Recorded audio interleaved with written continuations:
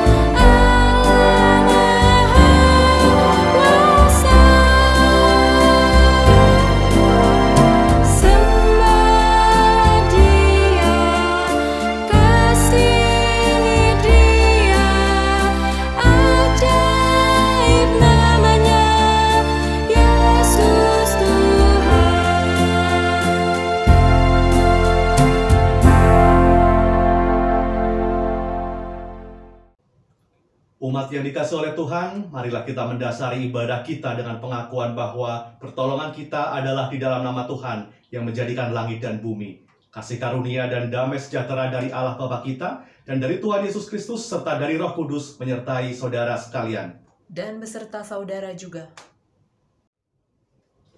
Hari ini Gereja Tuhan merayakan Minggu Kristus Raja yang merupakan minggu terakhir dalam 1 tahun liturgi sebelum mulai memasuki masa Advent. Pada Minggu Kristus Raja ini kita diajak untuk mengingat kembali penghayatan iman kepada Kristus yang adalah Raja atas kehidupan kita, secara khusus melalui tema Raja yang menggembalakan. Kita juga diajak untuk memahami Kristus sebagai Raja yang menegakkan keadilan dan kepedulian kepada mereka yang lemah. Sebagai pengikut Kristus, kita pun diundang untuk ikut meneladani perbuatan kasih-Nya di dalam sikap hidup kita sehari-hari.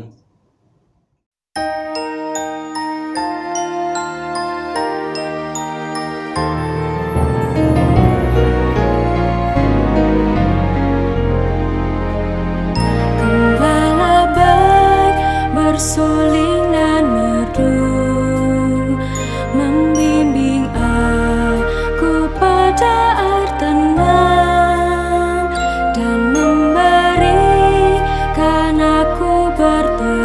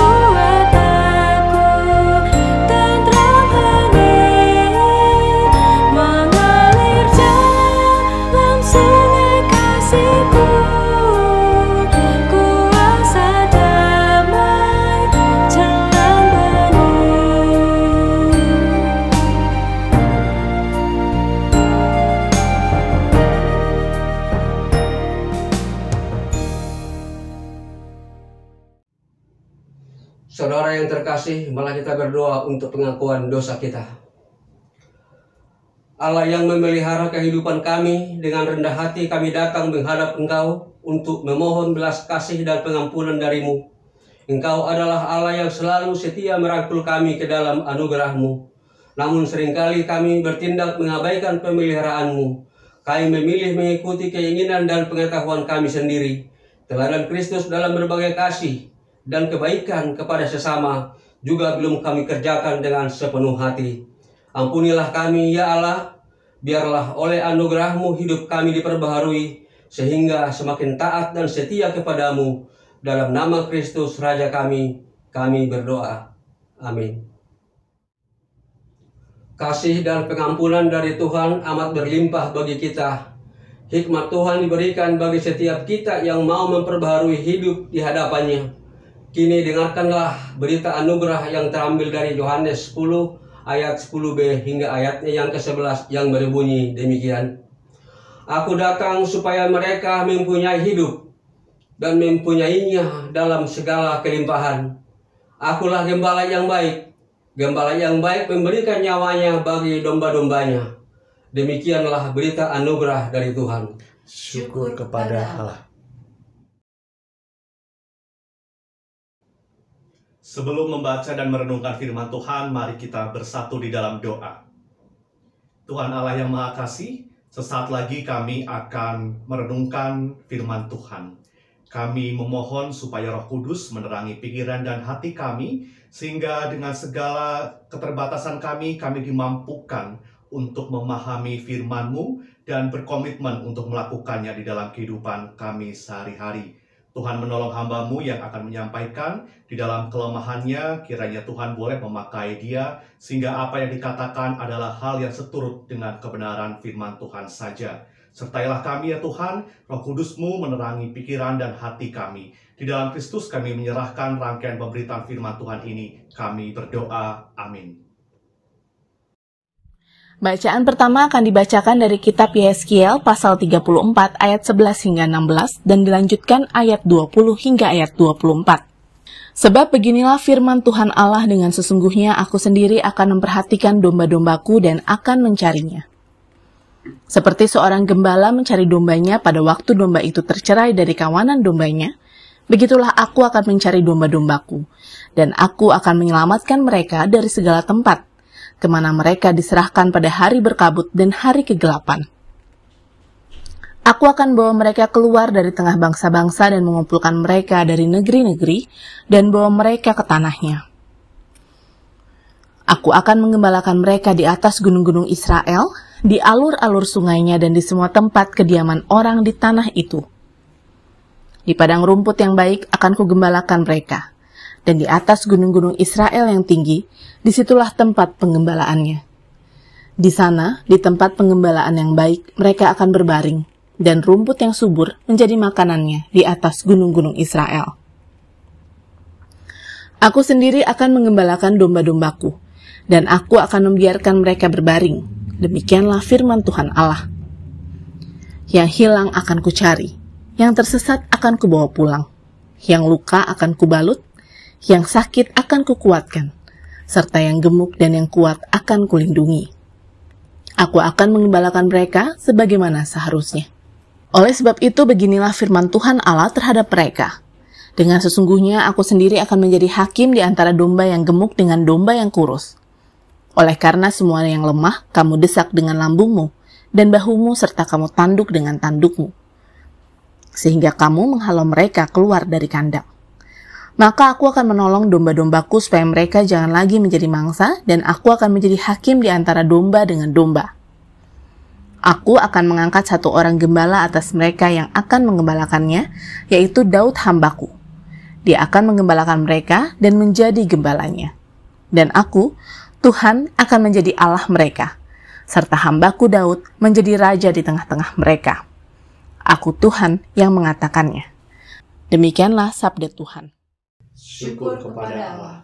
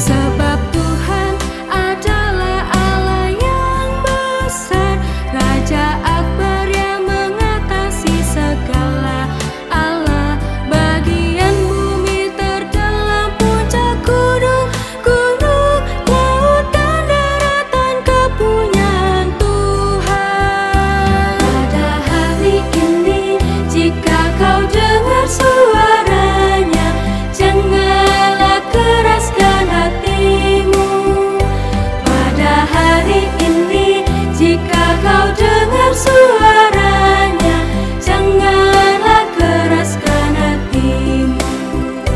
Hai masuklah, marilah kita sujud menyembah di hadapan Tuhan yang menjadikan kita. Dialah Allah dan kitalah umat gembala-Nya, dan kawanan domba tuntunan tangannya. Pada hari ini, jika kau dengar suaranya, janganlah keraskan hatimu. Pada hari ini, jika kau dengar suaranya, janganlah keraskan hatimu.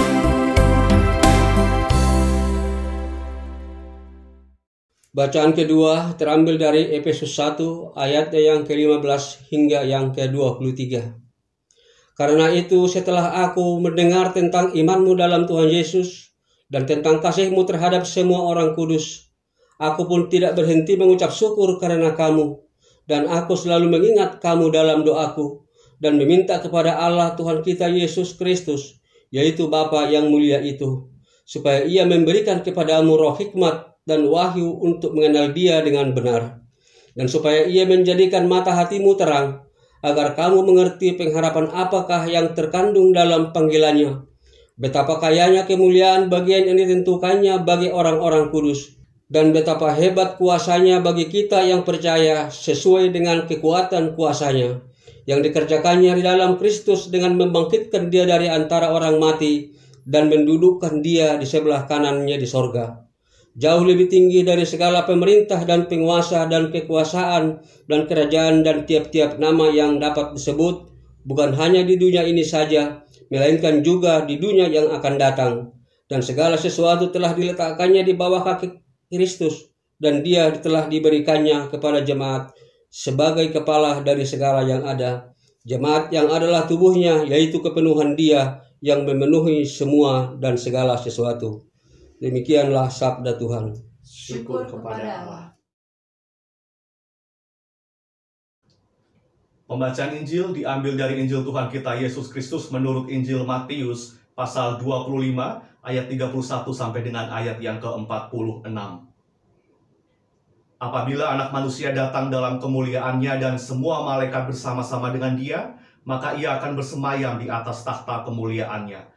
Lalu semua bangsa akan dikumpulkan di hadapannya, dan Ia akan memisahkan mereka seorang daripada seorang, sama seperti gembala memisahkan domba dari kambing, dan Ia akan menempatkan domba-domba di sebelah kanannya dan kambing-kambing di sebelah kirinya.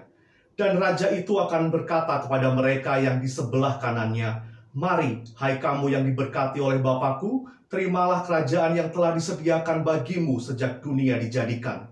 Sebab ketika aku lapar, kamu memberi aku makan. Ketika aku haus, kamu memberi aku minum. Ketika aku seorang asing, kamu memberi aku tumpangan. Ketika aku telanjang, kamu memberi aku pakaian. Ketika aku sakit, kamu melawat aku. Ketika aku di dalam penjara, kamu mengunjungi aku." Maka orang-orang benar itu akan menjawab Dia, katanya, "Tuhan, bila manakah kami melihat Engkau lapar dan kami memberi Engkau makan, atau haus dan kami memberi Engkau minum? Bila manakah kami melihat Engkau sebagai orang asing dan kami memberi Engkau tumpangan, atau telanjang dan kami memberi Engkau pakaian? Bila manakah kami melihat Engkau sakit atau dalam penjara dan kami mengunjungi Engkau?" Dan Raja itu akan menjawab mereka, "Aku berkata kepadamu, sesungguhnya segala sesuatu yang kamu lakukan untuk salah seorang dari saudaraku yang paling hina ini, kamu telah melakukannya untuk aku." Dan Ia akan berkata juga kepada mereka yang di sebelah kirinya, "Enyahlah dari hadapanku, hai kamu orang-orang terkutuk, enyahlah ke dalam api yang kekal yang telah sedia untuk iblis dan malaikat-malaikatnya. Sebab ketika aku lapar, kamu tidak memberi aku makan. Ketika aku haus, kamu tidak memberi aku minum. Ketika aku seorang asing, kamu tidak memberi aku tumpangan. Ketika aku telanjang, kamu tidak memberi aku pakaian. Ketika aku sakit dan dalam penjara, kamu tidak melawat aku." Lalu mereka pun akan menjawab Dia, katanya, "Tuhan, bila manakah kami melihat Engkau lapar, atau haus, atau sebagai orang asing, atau telanjang, atau sakit, atau dalam penjara, dan kami tidak melayani Engkau? Maka ia akan menjawab mereka, Aku berkata kepadamu, sesungguhnya segala sesuatu yang tidak kamu lakukan untuk salah seorang dari yang paling hina ini, kamu tidak melakukannya juga untuk aku. Dan mereka ini akan masuk ke tempat siksaan yang kekal, tetapi orang benar ke dalam hidup yang kekal. Demikianlah Injil Yesus Kristus, yang berbahagia adalah setiap kita yang mendengarkan firman Allah dan memeliharanya di dalam kehidupan kita sehari-hari. Haleluya.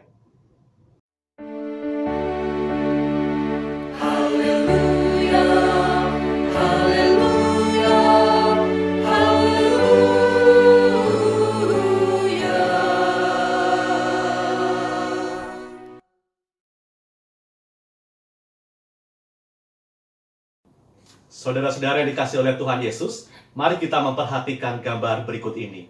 Gambar yang pertama menunjukkan seorang tunawisma yang tergeletak di tengah jalan, tetapi kemudian banyak orang lalu lalang begitu saja. Tidak ada yang memperhatikan, tidak ada yang mempedulikan. Kemudian gambar yang kedua adalah karikatur yang menunjukkan ada seorang yang sedang tenggelam, membutuhkan pertolongan. Tetapi orang-orang yang ada di sekitarnya justru sibuk mengambil handphonenya untuk mengabadikan dalam foto dan juga video. Tidak ada yang bergerak untuk menolong dia. Saudara-saudara, dalam kehidupan sehari-hari di dunia ini selalu ditemukan situasi yang menunjukkan pengabaian, ketidakpedulian, dan ketidakacuhan, khususnya kepada orang-orang yang dianggap lemah dan rendah di dalam status sosialnya. Mengapa terjadi pengabaian dan ketidakpedulian? Elie Wiesel, seorang novelis dan juga penyintas tragedi Holocaust, pernah mengatakan bahwa lawan dari cinta kasih bukanlah kebencian, tetapi pengabaian. Lawan dari keindahan bukanlah keburukan, tetapi pengabaian.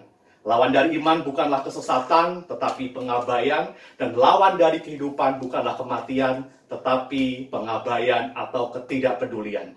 Artinya, bagi Wiesel, tindakan pengabaian, atau dalam istilah lain juga kita kenal sikap apatis, bukan sekedar tindakan biasa. Ketika pengabaian dibiarkan berlarut-larut, maka kehidupan dapat runtuh. Ketika orang hanya memikirkan kepentingan dirinya sendiri. Sebegitu kuatkah terjadi pengabaian sehingga kemudian dipertentangkan dengan cinta kasih dan bahkan dengan kehidupan itu sendiri? Pernahkah kita merasa diabaikan? Tidak diperhatikan, tidak dipedulikan ketika kita sedang membutuhkan pertolongan atau perhatian? Jika pernah, maka bagaimana perasaan kita pada waktu itu?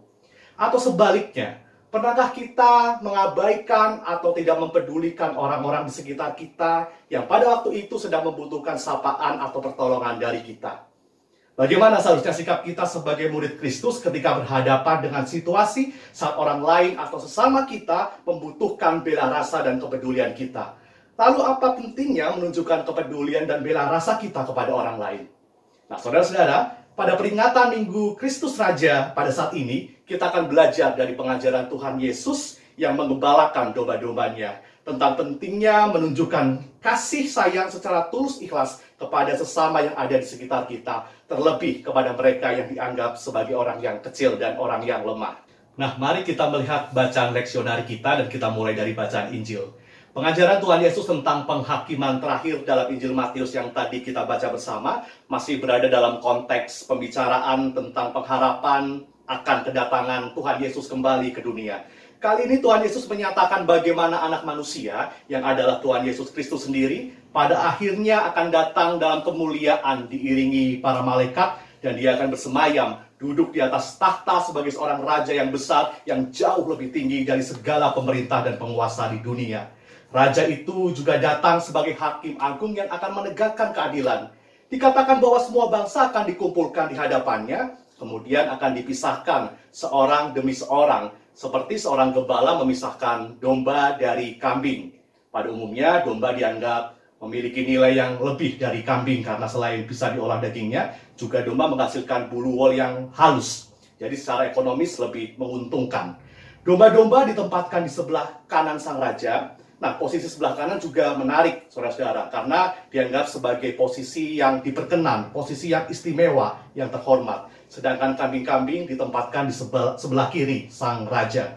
Disinilah kemudian sang raja menyatakan penghakimannya. Kepada domba-domba di sebelah kanannya, sang raja memberikan berkat dan penghargaan yang besar. Sedangkan kepada kambing-kambing di sebelah kirinya, sang raja menyatakan kesalahan mereka dan memberikan penghukuman. Lantas, apa ukuran atau standar yang dijadikan acuan bagi sang raja untuk menyatakan penghakimannya dan tentang siapa saja yang berhak masuk ke dalam kerajaannya? Bagi sang raja, orang-orang yang diberkati dan dipilih untuk masuk di dalam kerajaannya, dalam hal ini adalah domba-domba yang disebutkan, dipisahkan dan ditempatkan di sebelah kanan sang raja, adalah mereka yang tidak egois, mereka yang tidak individualistis, dan mereka yang selama masa hidupnya menunjukkan kepedulian dan kesediaan untuk memberi kepada mereka yang terkecil sebagai yang lemah dan tak berdaya. Kepada mereka yang ada di sebelah kanan sang raja berkata, "Mari hai kamu yang diberkati Bapakku, terimalah kerajaan yang telah disediakan bagimu sejak dunia dijadikan. Sebab ketika aku lapar, engkau memberi aku makan. Ketika aku haus, engkau memberi aku minum. Ketika aku orang asing, engkau memberi aku tumpangan. Ketika aku telanjang, engkau memberi aku pakaian. Ketika aku sakit, engkau melawat aku. Dan ketika aku di dalam penjara, engkau mengunjungi aku." Bagian ini menunjukkan penghargaan dan berkat yang tentunya amat luar biasa bagi mereka yang terpilih. Mereka diberikan kerajaan yang bahkan sudah disediakan bagi mereka sejak dunia dijadikan. Orang-orang yang dipilih ini mungkin akhirnya terkejut dan bertanya-tanya, memangnya kapan aku atau kita memberi dan menyatakan tindak belas kasih kepada sang raja? Dalam bahasa sehari-hari mereka mungkin bertanya kepada sang raja, "Ya raja, memangnya kapan ya kami melihat engkau lapar dan kami memberi engkau makan? Kami melihat engkau haus dan kami memberi engkau minum? Atau kami melihat engkau sakit dan kami datang mengunjungi engkau?" Di dalam pikiran mereka, mungkin mereka mengingat bahwa di dalam masa hidupnya mereka pernah menolong atau membantu memberikan kebaikan kepada sesama yang membutuhkan. Mereka yang kecil, yang lemah dan tak berdaya. Tetapi bagaimana mungkin kemudian sang raja menyatakan bahwa mereka sudah melakukan suatu kebaikan bagi sang raja itu sendiri? Sang raja lalu menjawab mereka bahwa sesungguhnya segala sesuatu yang kamu lakukan untuk salah seorang dari saudaraku yang paling hina ini, kamu telah melakukannya untuk aku. Artinya, ketika orang-orang yang terpilih ini dalam masa hidupnya melakukan kebaikan dengan penuh ketulusan kepada mereka yang terkecil dan yang dihinakan oleh dunia, mereka sesungguhnya melakukan kebaikan itu bagi sang raja sendiri. Dan mereka melakukannya dengan tanpa pamrih, tanpa mengharapkan imbalan atau ada keinginan untuk mendapatkan keuntungan timbal balik. Memberi, ya memberi. Bukan memberi karena kita menginginkan bahwa ada kebaikan yang akan diberikan orang kepada kita. Itulah definisi sejati dari tindakan memberi. Dengan jawaban yang demikian, berarti sang raja juga telah menempatkan dirinya atau mengidentifikasikan dirinya sebagai yang terkecil, yang terlupakan, bahkan yang terabaikan, terpinggirkan oleh dunia. Dan apa yang orang-orang ini lakukan di dalam masa hidupnya, kebaikan yang mereka lakukan, bukanlah hal yang maha sulit atau yang terlalu besar untuk dilakukan oleh kekuatan kita sebagai manusia. Apa yang mereka lakukan mungkin adalah berbagi kebaikan yang kecil dan sederhana, tetapi berdampak amat besar bagi orang yang menerimanya. Siapa di antara kita yang barangkali pernah bepergian ke tempat yang asing seorang diri, kita tidak tahu jalan, mungkin kita kelaparan, dan berjumpa dengan seseorang yang menyapa kita, yang mau berbagi keramahan dengan kita, memberikan kita makanan dan minuman, yang kemudian membuat kita menjadi sangat bersyukur dan bersukacita karena pertolongan orang tersebut. Atau ketika kita sedang bergumul di dalam duka, kondisi fisik dan psikis kita tidak terlalu baik, ada orang-orang yang mendatangi kita untuk menghibur dan menguatkan kita, mau untuk mendengarkan keluh kesah kita, dan oleh sebab kedatangan mereka, apa yang mereka lakukan untuk mendukung kita, membuat kita menjadi lebih bersemangat untuk melanjutkan kehidupan. Saudara-saudara yang dikasihi oleh Tuhan, kesediaan untuk peduli dan berbagi kepada mereka yang lemah dan tidak berdaya inilah yang menjadi acuan bagi sang raja untuk memilih mereka yang akan menerima kerajaannya. Acuan ini bukanlah prestasi apa yang seseorang dapatkan dalam kehidupannya, melainkan apa yang bisa seseorang berikan dari dirinya. Dengan kata lain, mereka yang memenuhi kriteria sang raja adalah orang-orang yang mau berbagi kehidupan dengan sesamanya dan yang mau mengingat serta menolong mereka yang terpinggirkan atau terlupakan supaya mereka bisa mendapatkan kesempatan hidup yang sama. Lalu apa yang akan terjadi pada orang-orang yang ditempatkan di sebelah kiri sang raja? Dengan tegas sang raja menyatakan penghukuman kepada mereka, sebab di dalam masa hidupnya mereka tidak mempedulikan dan tidak menyatakan belas kasihan kepada mereka yang lemah dan tidak berdaya. Begitu mereka tidak mau memperhatikan orang-orang yang dianggap kecil dan yang kerap dilupakan oleh dunia, maka mereka juga tidak melakukan apapun untuk sang raja. Sebagaimana sang raja menempatkan diri pada posisi orang yang kecil dan lemah, maka ia juga akan merasakan betapa sakit dan sedihnya menjadi orang-orang yang selama ini diabaikan, dianggap lalu begitu saja, dilupakan, tidak dipedulikan. Dari dua posisi, di sebelah kanan atau di sebelah kiri sang raja, di mana kelak kita akan berdiri. Inilah pesan penting dari gambaran kedatangan Yesus kembali sebagai raja yang berkuasa atas seluruh alam semesta. Ia adalah raja yang adil, yang menunjukkan kepedulian yang teramat besar bagi orang yang kecil, lemah, dan tidak berdaya. Kepeduliannya ini menunjukkan karakter sang raja sebagai seorang gembala yang baik.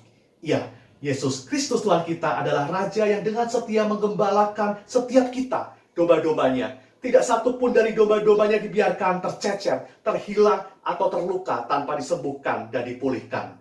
Dan hal ini juga sejalan dengan penggambaran Allah sebagai gembala di dalam bacaan pertama kita dari kitab Yeskiel. Disebutkan bagaimana Allah juga menggembalakan domba-dombanya dengan penuh perhatian, membawa mereka di padang rumput yang subur, yang hilang ia cari, yang tersesat ia bawa pulang, yang luka ia balut, yang sakit ia kuatkan. Allah akan menggembalakan setiap dombanya sebagaimana seharusnya.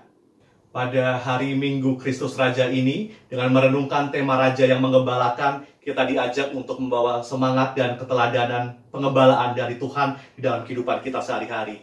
Sebagai Raja yang menggembalakan, Tuhan Yesus memanggil kita untuk saling menggembalakan dan memperhatikan sesama kita, terkhusus bagi mereka yang membutuhkan sapaan kasih dan kemurahan hati dari kita.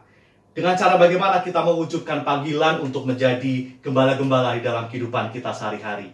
Yang pertama, mari hadirkan diri sebagai pribadi yang mau memberikan kesejukan dan keteduhan bagi sesama kita.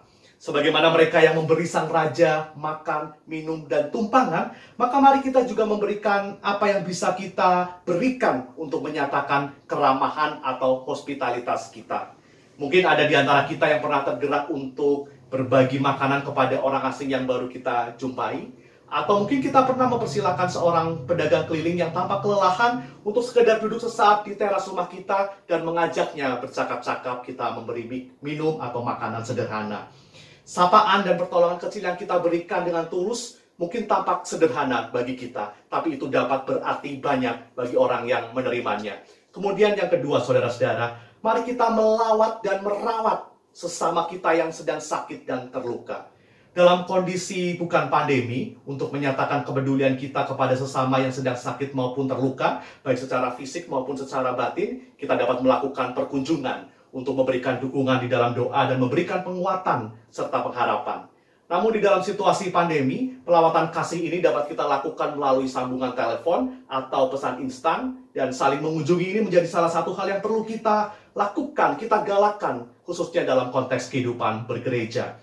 Bentuk melawat dan merawat sesama juga dapat kita lakukan melalui kesediaan kita untuk mendengarkan curahan hati dari sesama kita, supaya kita juga dapat mendukung di dalam doa dan di dalam perkataan baik yang menguatkan sesama kita. Kemudian yang ketiga, mari kita mencari dan mendapatkan kembali mereka yang terhilang dan tersesat. Seorang gembala yang baik tidak akan membiarkan satu pun dari dombanya tersesat atau hilang. Dengan setia, ia akan terus mencarinya hingga dapat. Seorang gembala juga tidak akan membiarkan yang salah atau mereka yang ada di dalam penjara untuk terhilang, untuk dilupakan.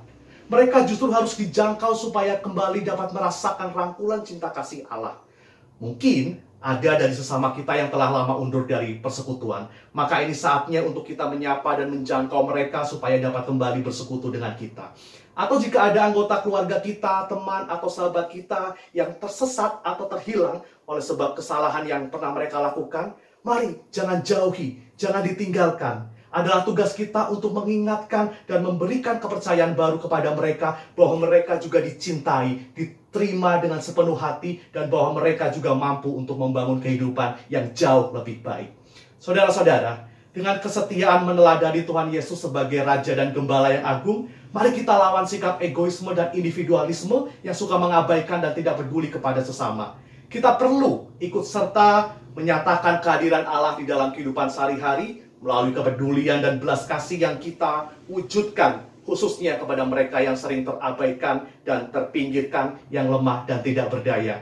Ketika kita menunjukkan cinta kasih ini dan kepedulian secara nyata tanpa pamrih dengan penuh ketulusan kepada mereka yang terkecil dan hina ini, maka sebenarnya kita juga telah melakukannya untuk Kristus. Inilah firman Tuhan, mari kita kerjakan dengan penuh kesungguhan. Amin.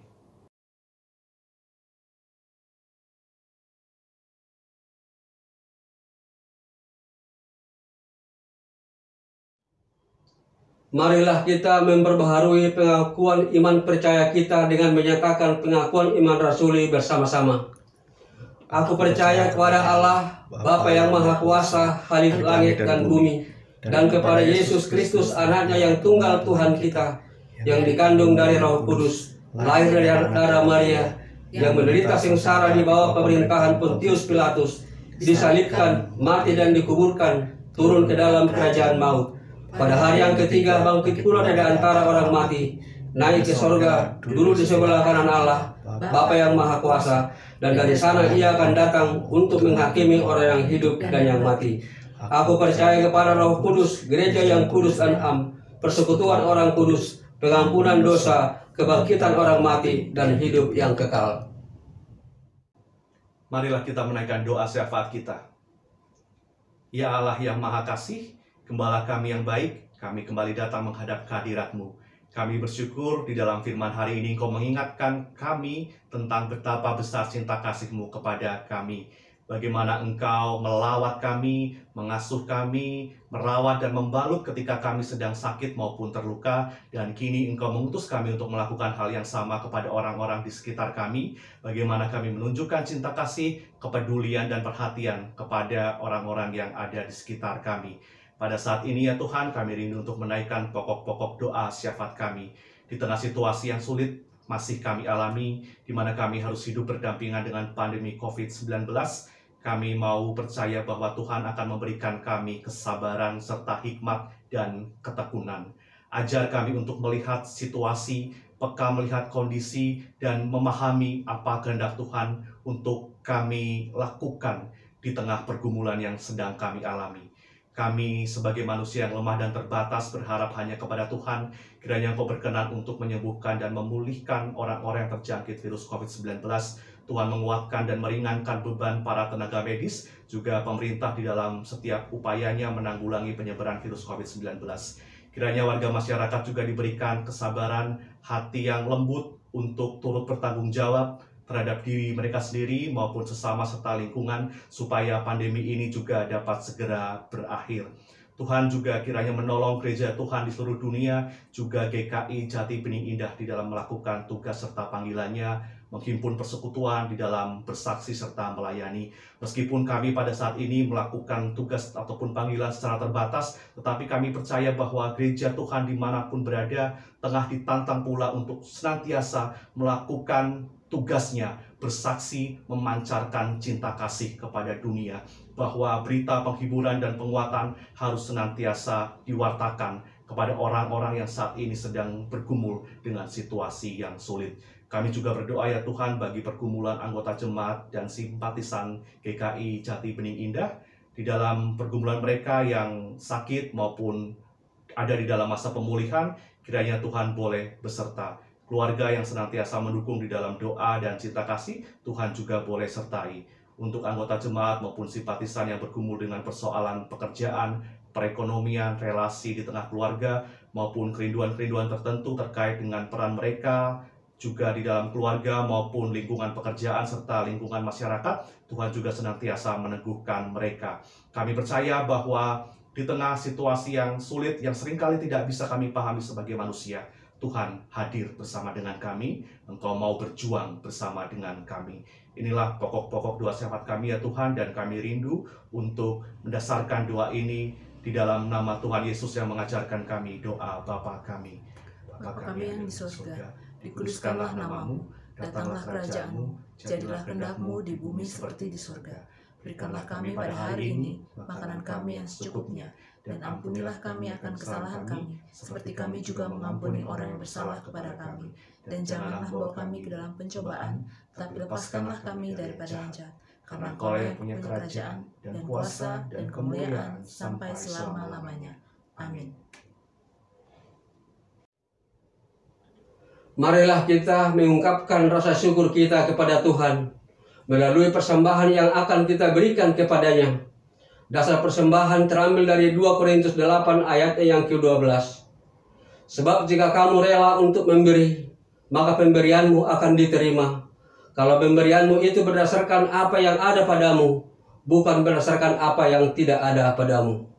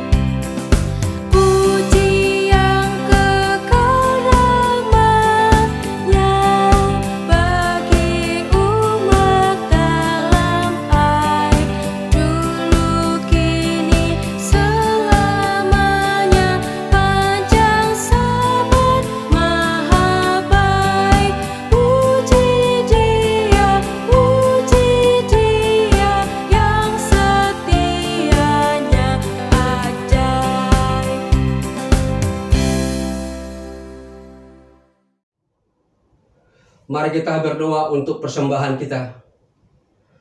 Allah sumber segala karunia, kami berterima kasih atas limpah berkat yang Kau curahkan kepada kami. Kami sungguh merasakan kasih-Mu yang selalu hadir dalam keseharian kami. Pada saat ini ya Allah, kami mengumpulkan persembahan syukur di hadapan-Mu. Terimalah dan mampukanlah kami juga untuk menjadi persembahan yang hidup dan yang berkenan kepada-Mu dimanapun kami berada. Dalam nama Tuhan Yesus kami berdoa. Amin.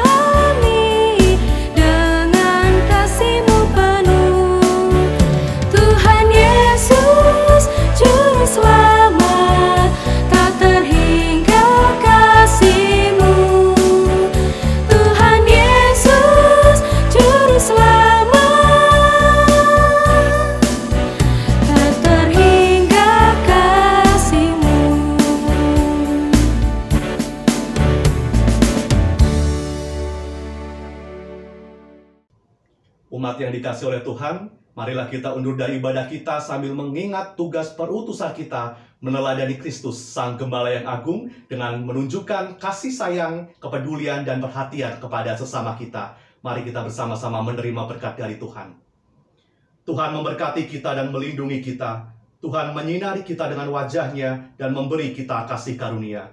Tuhan menghadapkan wajah-Nya kepada kita dan memberi kita damai sejahtera.